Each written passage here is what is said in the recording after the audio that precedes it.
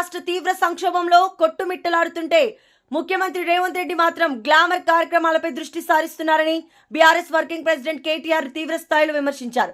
ముఖ్యమంత్రి రేవంత్ రెడ్డి తన విపరీతమైన ప్రవర్తన, పక్కదారి పట్టిన ప్రాధాన్యతలు, రాజకీయ నిజాయితీ లోపం కారణంగా రాష్ట్రాన్ని నడిపించడానికి అనర్హుడని కేటీఆర్ నేడు మీడియా ప్రతినిధులతో మాట్లాడుతూ ఆరోపించారు. రేవంత్ రెడ్డి ప్రమాదకరమైన మానసిక స్థితి, మల్టిపుల్ పర్సనాలిటీ డిజార్డర్తో బాధపడుతున్నారని, అందుకే ఒక అంశంపై రోజుకో మాట మాట్లాడుతున్నారు అని కేటీఆర్ వ్యాఖ్యానించారు.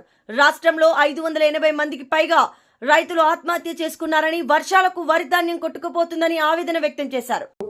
నిన్న మొన్న పోతుంటే నేను నల్గొండ పోయినా, నిన్న పెళ్లికి పోతుంటే మిస్ వరల్డ్ కంటెస్ట్ అన్నారు. నేను బ్యానర్ చూస్తే మిస్ వరల్డ్ కంటెస్ట్లో ఎవరి మొక్కలున్నాయిరా అంటే రేవంత్ రెడ్డి, జూపల్లి కృష్ణారావు, బట్టి విక్రమార్క.